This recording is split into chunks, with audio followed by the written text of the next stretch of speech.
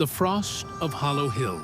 The village of Hollow Hill was a place forgotten by time, nestled deep within a valley surrounded by jagged snow-capped mountains.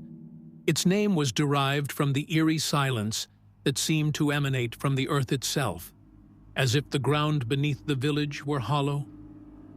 Every winter, the snow fell heavier here than anywhere else, blanketing the village in an unbroken sheet of white. The cold was relentless, biting through even the thickest layers of wool and fur. But the cold was not the only thing the villagers feared. It was said that when the first snow of the season fell, the frost watchers would awaken. No one knew exactly who or what the frost watchers were. The elders spoke of them in hushed tones, their voices trembling with a mixture of reverence and dread. They were ancient beings, older than the village itself, bound to the land by a curse that no one could fully explain. Some claimed they were the spirits of those who had perished in the snow, their souls trapped between worlds. Others believed they were something far older, something that had existed long before humans walked the earth.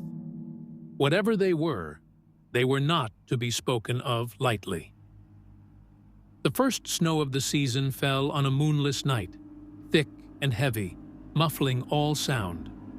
The villagers had been preparing for weeks, stocking their pantries with dried meats and preserved vegetables, reinforcing their doors and windows against the cold. But no amount of preparation could ease the unease that settled over the village like a shroud.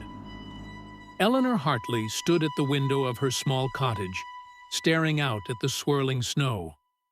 She had lived in Hollow Hill her entire life, but the first snow always filled her with a sense of foreboding.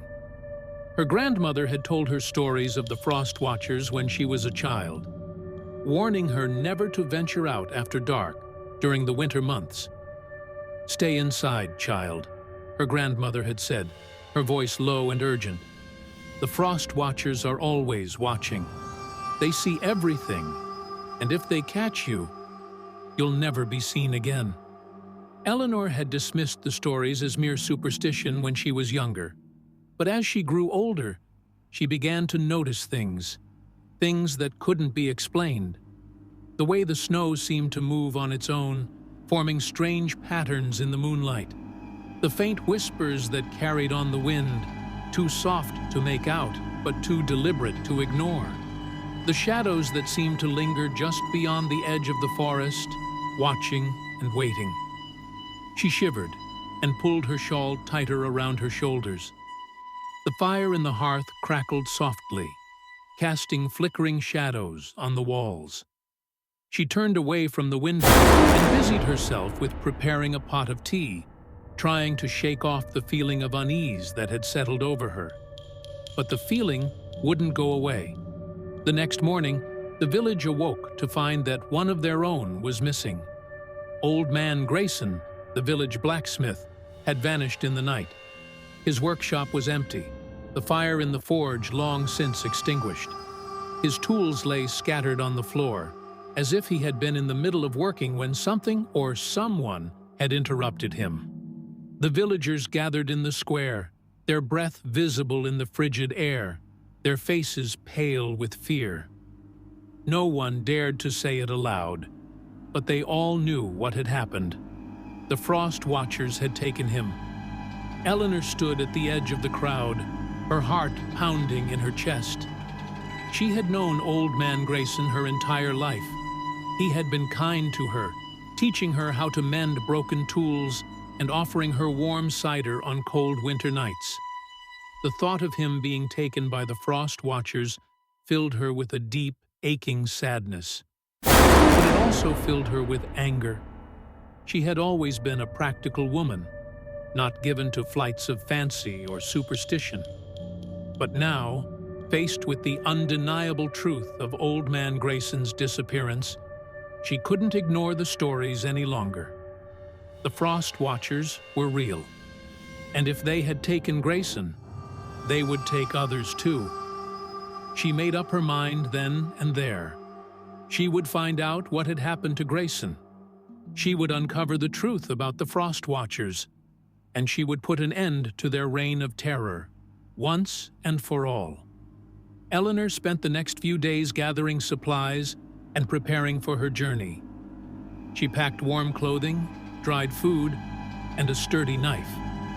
She also took her grandmother's old journal, which contained cryptic notes about the Frost Watchers and the curse that bound them to the land. The villagers tried to dissuade her from going. They told her it was suicide, that no one who ventured into the forest during the winter ever returned. But Eleanor was determined. She couldn't stand by and do nothing while her friends and neighbors lived in fear. On the morning of the third day, she set out into the forest, her breath visible in the cold air. The snow crunched beneath her boots as she walked, the trees towering overhead like silent sentinels. The forest was eerily quiet, the only sound the occasional creak of branches weighed down by snow. As she walked, she couldn't shake the feeling that she was being watched. She glanced over her shoulder several times, but saw nothing except the endless expanse of snow and trees.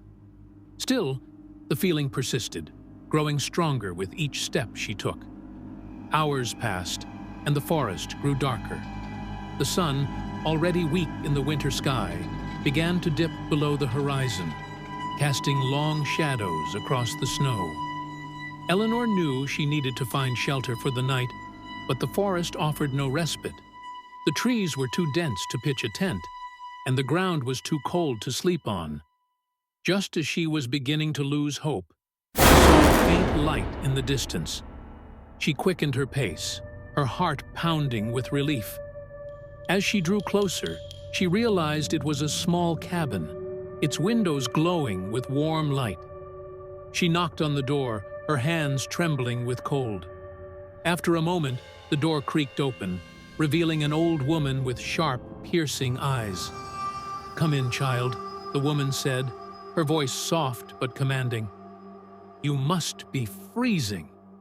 Eleanor stepped inside, grateful for the warmth of the fire crackling in the hearth. The cabin was small but cozy, filled with the scent of herbs and wood smoke. The old woman gestured for her to sit by the fire and handed her a cup of steaming tea. "Thank you," Eleanor said, wrapping her hands around the cup. "I didn't think I'd find any shelter out here." The old woman smiled, but there was something unsettling about her expression. "You're a long way from home, child.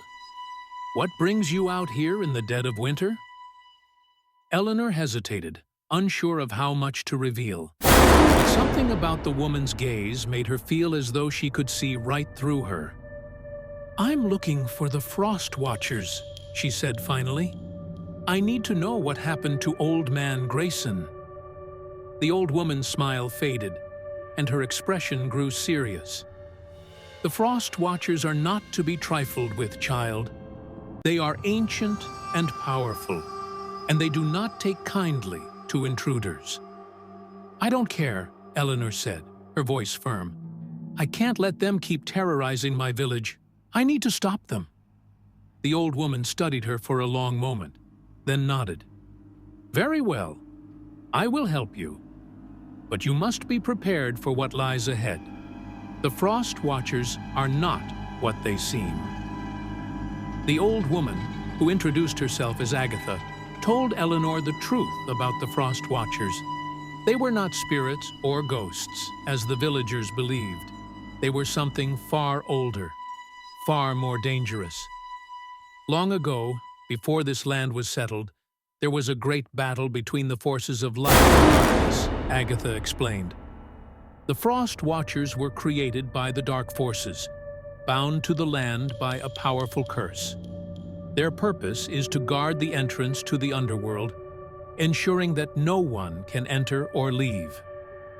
Eleanor listened in stunned silence as Agatha continued.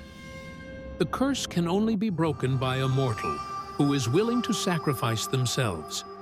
But even then, the Frost Watchers will not go quietly. They will fight to protect their domain. and they will stop at nothing to ensure their survival. Eleanor's heart sank. She had hoped there would be a way to defeat the Frost Watchers without sacrificing herself. But now, faced with the truth, she realized there was no other way. "I have to try," she said finally.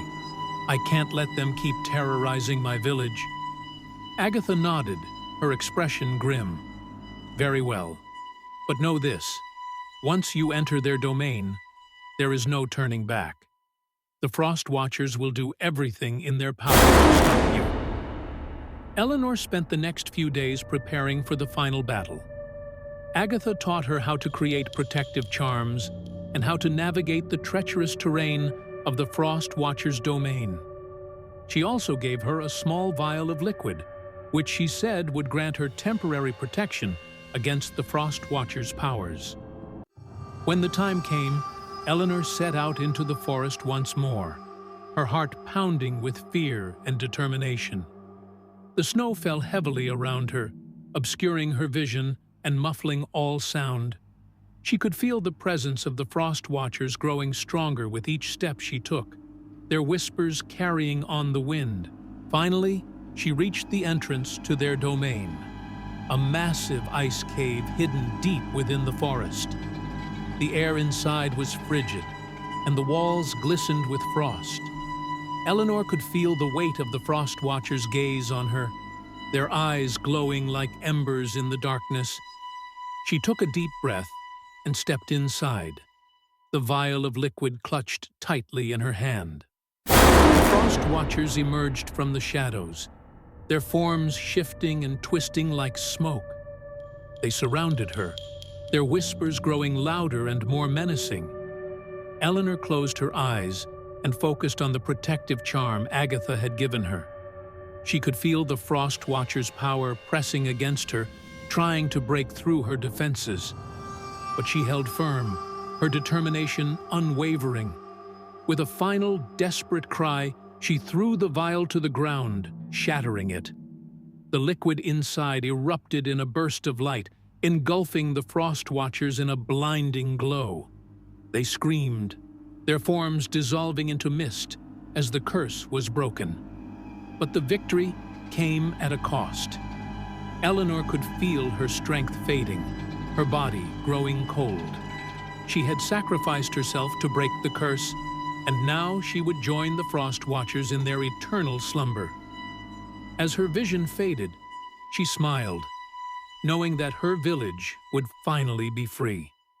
The villagers of Hollow Hill never forgot Eleanor's sacrifice. They erected a monument in her honor, a simple stone marker at the edge of the forest. Every winter, on the night of the first snow, they would gather around the monument and light candles in her memory. And though the Frost Watchers were gone, the villagers still felt a lingering sense of unease when the snow began to fall. For they knew that the forest held many secrets, and that some things were better left undisturbed. The whispering snow. The town of Black Hollow was a desolate place, especially in winter. Nestled in a valley surrounded by dense pine forests, it was a town that time had forgotten. The snow fell early and often, blanketing the streets in a thick, unbroken layer of white. The cold was relentless, seeping into the bones of anyone foolish enough to venture outside. But the cold was not the only thing the townsfolk feared. There was something else, something far more sinister, that lurked in the shadows of the forest. It was said that when the snow began to whisper, death was not far behind. No one knew exactly where the whispers came from. Some claimed they were the voices of the dead, trapped in the snow and crying out for release. Others believed they were the work of something far older, something that had existed long before the town was founded. Whatever their origin, the whispers were a harbinger of doom. Those who heard them rarely lived to tell the tale. The townsfolk did their best to ignore the whispers, to pretend they didn't exist. They locked their doors at night and kept their windows shuttered, hoping to keep the cold, and whatever else was out there, at bay. But no amount of preparation could ease the unease that settled over the town like a shroud. It was on a particularly cold and moonless night that the whispers returned. The first to hear them was a young woman named Clara. She had been walking home from the market, her arms laden with supplies, when she heard it. A faint, almost imperceptible sound, like the rustling of leaves in the wind. She stopped in her tracks, her breath visible in the cold air, and listened. The sound grew louder, more distinct, until she could make out words. Clara. Her heart skipped a beat. The voice was soft and melodic, but there was something wrong with it, something unnatural. It seemed to come from all around her, carried on the wind and echoing in the stillness of the night. Clara, come to us. She shook her head, trying to dispel the voice from her mind. It was just her imagination, she told herself. The cold was playing tricks on her, but the voice persisted, growing louder and more insistent.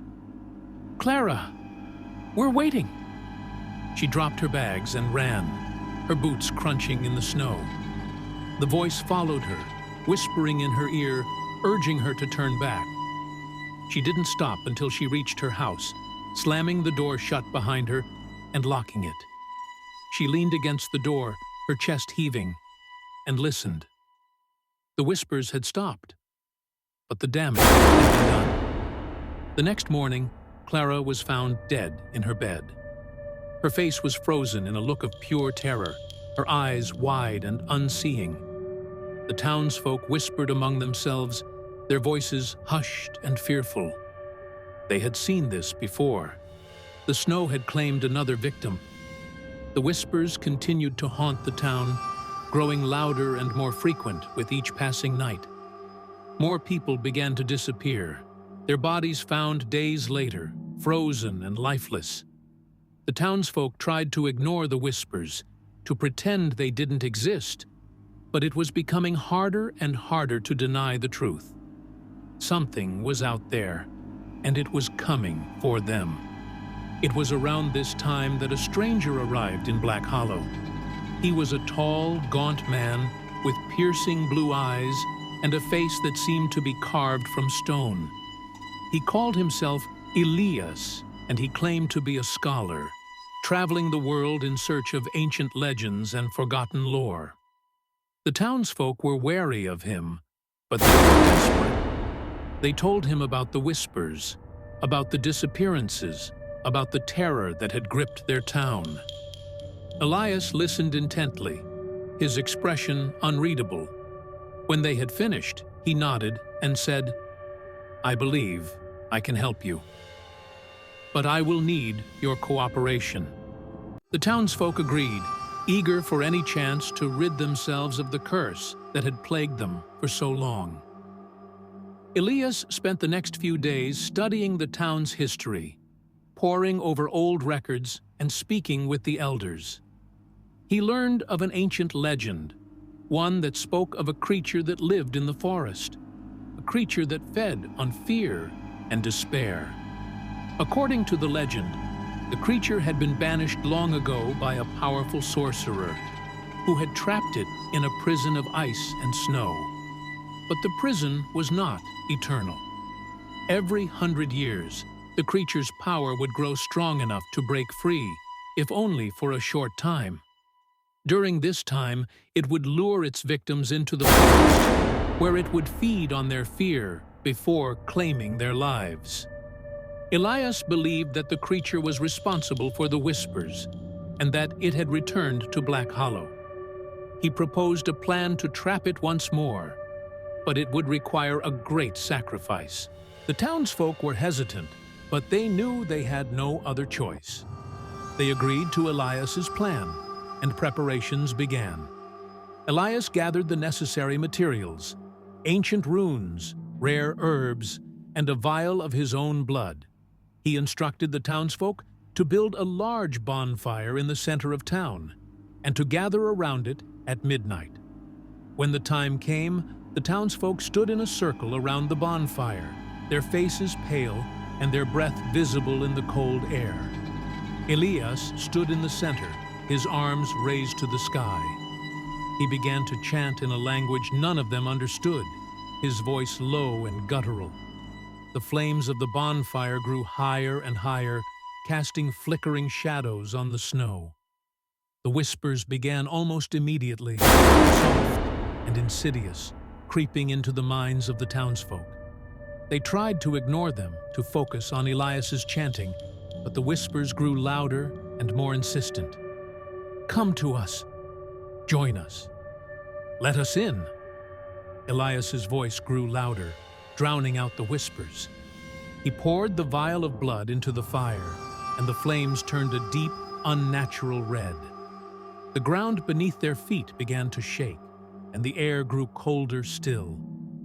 The creature emerged from the shadows, its form shifting and twisting like smoke. It was a thing of pure darkness, with eyes that glowed like embers and a mouth filled with razor-sharp teeth. It let out a deafening roar, and the townsfolk screamed, their fear palpable. Elias continued to chant, his voice unwavering. The creature lunged at him, but it was repelled by an invisible barrier. It roared again, its rage palpable, and began to circle the bonfire, searching for a way in. The whispers grew louder, more desperate, but Elias's voice never wavered. He reached into the fire and pulled out a burning brand, which he thrust into the creature's chest. The creature let out a final, ear-splitting scream before dissolving into mist. The whispers stopped. The townsfolk stood in stunned silence, their breath visible in the cold air. Elias lowered his arms and turned to face them, his expression grim. "It is done," he said. "The creature has been banished once more. But know this, the prison is not eternal. The creature will return, and when it does, you must be ready." With that, he turned and walked away, disappearing into the night. The townsfolk never saw him again. The whispers never returned to Black Hollow, but the townsfolk never forgot the terror they had endured. They rebuilt their lives, but they always kept one eye on the forest, waiting for the day when the snow would begin to whisper once more. And though the creature was gone, the cold remained, a constant reminder of the darkness that lurked just beyond the edge of their world. The Hollow Wind. The town of Frostfall was a place of perpetual winter. Snow clung to the rooftops year-round, and the streets were perpetually slick with ice. The townsfolk had grown accustomed to the cold, bundling themselves in thick furs and huddling around roaring fires. But there was one thing they could never grow accustomed to: the sound of the wind. It wasn't an ordinary wind. It howled through the streets at night, carrying with it a sound that no one could quite describe. It wasn't a whistle or a roar, but something far more unsettling. It was hollow, empty, as if the wind itself were alive and searching for something, or someone. The elders called it the Hollow Wind, and they warned the younger generations to stay indoors when it blew. "It's not just the cold that'll kill you," they'd say, their voices low and grave. "The wind carries something with it, something that doesn't belong to this world." Most of the townsfolk dismissed the warnings as superstition, but those who had lived through the long, dark winters knew better. They had heard the whispers in the wind, seen the shadows that moved when no one was there. They knew the truth. The Hollow Wind was no ordinary wind. It was a predator. It began on a night like any other. The snow fell softly, blanketing the town in silence. The streets were empty, the townsfolk safely tucked away in their homes. But as the clock struck midnight, the wind began to howl. It started as a low moan, barely audible over the crackling of the fireplaces. But soon it grew louder, more insistent. until it seemed to shake the very foundations of the houses. The townsfolk stirred in their beds, their dreams filled with unease. Some woke to the sound of their windows rattling, their doors creaking, as if something were trying to get in. But no one dared to look outside. In a small house on the edge of town, a young man named Thomas lay awake, staring at the ceiling. He had always been skeptical of the stories about the hollow wind, dismissing them as nothing more than old wives' tales. But tonight, something felt different. The wind sounded wrong. It wasn't just the howling. There was something else, something beneath the noise. A voice. Thomas. He sat up, his heart pounding. The voice was faint, almost imperceptible, but it was there. It seemed to come from everywhere and nowhere at once, carried on the wind and echoing in the stillness of the night. Thomas, come to us. He shook his head, trying to dispel the voice from his mind. It was just his imagination, he told himself. The wind was playing tricks on him. But the voice persisted, growing louder and more insistent. Thomas, we're waiting. He couldn't take it anymore. He threw off the blankets and grabbed his coat, determined to prove to himself that there was nothing out there. He opened the door and stepped outside, the cold biting at his face. The wind was unlike anything he had ever experienced. It wasn't just cold, it was alive. It swirled around him, tugging at his coat and whispering in his ear. The voice was clearer now, more distinct. Follow us. Against his better judgment, he obeyed. He walked through the snow-covered streets, the wind guiding him like an invisible hand. The town was eerily quiet, the only sound the crunch of his boots in the snow and the hollow howl of the wind. He didn't realize where he was being led until it was too late. The wind had brought him to the edge of the forest, where the trees loomed like silent sentinels. The voice grew louder, more urgent. Come to us. He hesitated, his rational mind screaming at him to turn back. But something compelled him to keep going. He stepped into the forest, the snow crunching beneath his feet. The trees closed in around him, their branches twisting like skeletal fingers. The wind grew stronger, more violent, until it was all he could hear. The voice was deafening now, a cacophony of whispers that seemed to come from all directions. Join us. He stumbled forward, his vision blurred by the snow and the wind. He didn't see the figure until it was right in front of him. It was tall and gaunt, its body made of swirling snow and shadow. Its eyes glowed like embers, and its mouth was a gaping void. Thomas tried to scream, but the wind stole his voice. The figure reached out, its icy fingers brushing against his face. He felt a cold unlike anything he had ever known, a cold that seeped into his very soul. And then there was nothing. The next morning, the townsfolk found Thomas's body at the edge of the forest. His face was frozen in a look of pure terror, his eyes wide and unseeing. The wind had stopped, and the town was eerily quiet. But the silence didn't last long. That night, the wind returned, louder and more insistent than ever. The townsfolk locked their doors and shuttered their windows, but they knew it wouldn't be enough. The hollow wind had claimed another victim, and it was only a matter of time before it claimed more. The days turned into weeks, and the weeks turned into months. The wind continued to howl, its voice growing louder with each passing night. More people disappeared, their bodies found frozen and lifeless at the edge of the forest. The townsfolk tried everything to protect themselves, charms, prayers, even sacrifices, but nothing worked. The hollow wind was relentless. One night, a woman named Eliza decided she had had enough. She had lost her husband to the wind, and she refused to lose anyone else. She gathered the townsfolk in the square, her voice trembling with anger and determination. "We can't keep living like this," she said. "The wind is killing us, one by one. We need to fight back." The townsfolk were hesitant, but they knew she was right. They had no other choice. They agreed to follow her into the forest, to confront the source of the wind, and put an end to it once and for all. The journey into the forest was treacherous. The snow was deep, and the wind was relentless, howling through the trees and threatening to knock them off their feet. But Eliza pressed on, her determination unwavering. Finally, they reached a clearing in the heart of the forest.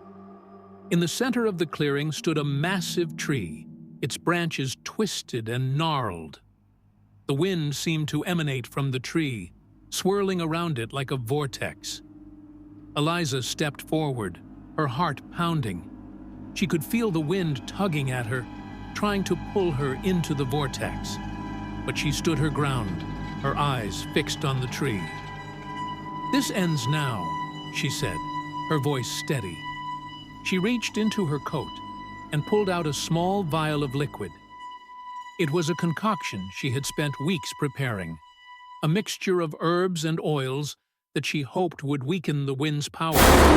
She threw the vial at the base of the tree, and the liquid erupted in a burst of flame. The wind howled in anger, its voice deafening. The flames spread quickly, engulfing the tree in a fiery blaze. The townsfolk watched in awe as the wind began to weaken, its howl fading into a low moan. But the victory was short-lived. The wind surged one last time, stronger than ever, and Eliza was pulled into the vortex. The townsfolk screamed, but there was nothing they could do. She was gone. The wind stopped. The townsfolk stood in stunned silence, their breath visible in the cold air. The tree was nothing more than a charred husk, and the forest was eerily quiet.